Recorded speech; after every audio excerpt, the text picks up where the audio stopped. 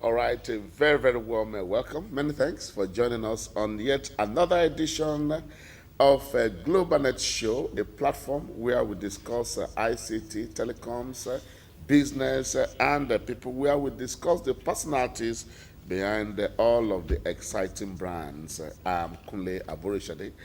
And together, and always with the gentleman that I call the encyclopedia of telecoms in Nigeria, and with also wide knowledge into many other sectors. He joins us every Thursday with all of that experience to share with you.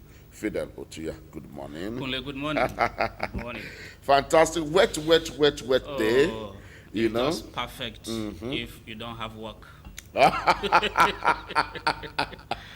a whole lot of problem if you yeah, have to drive, yeah, to a place like Via and all that, and the roads are jammed.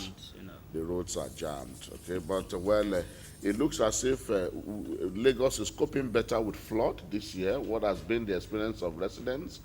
Do we know that? Well, the government has been warning, advising to expect serious, rains this year. This year, okay. Clear your drains. Yes. Don't throw things. Don't block the channels because anything can happen. Okay. Yes. All right. So you must partner with government. It's not all government alone.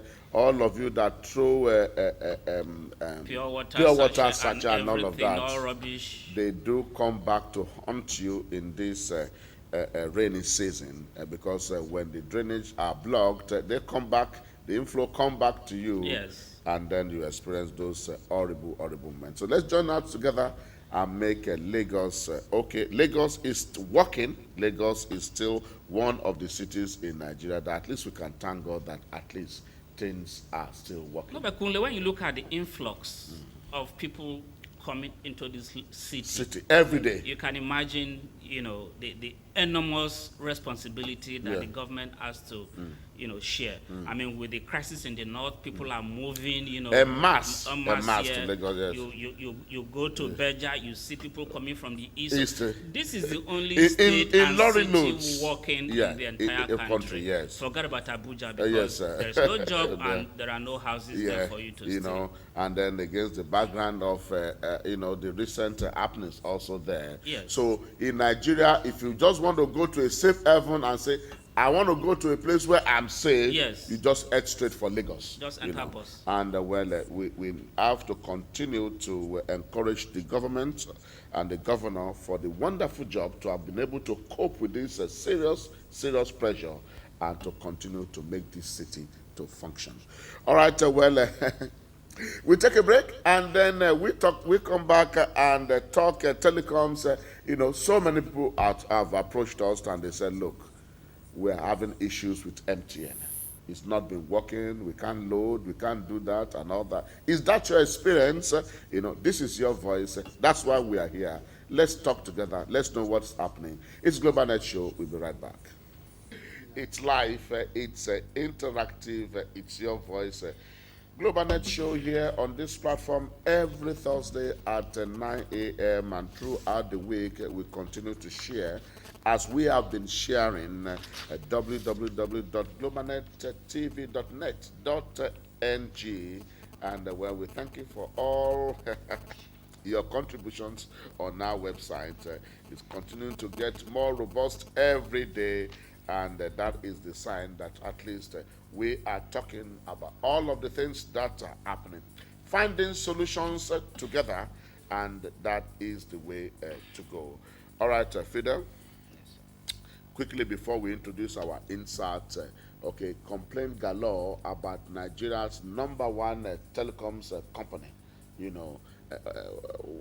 What is happening? And against the background of a company carrying over half of the massive load here.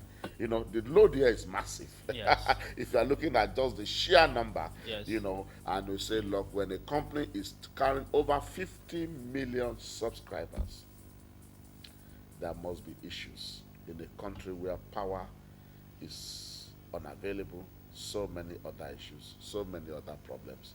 How do you think that MTN can continue to cope with this massive load? They will continue to cope. There's no question about it.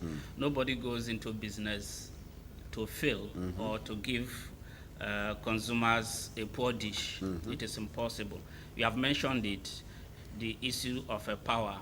You have to power all the base stations, and of course the equipment can also break down because when they keep running, sometimes when the power runs down, the battery runs down, it comes back, to the equipment, So these things are bound to happen, and they do happen.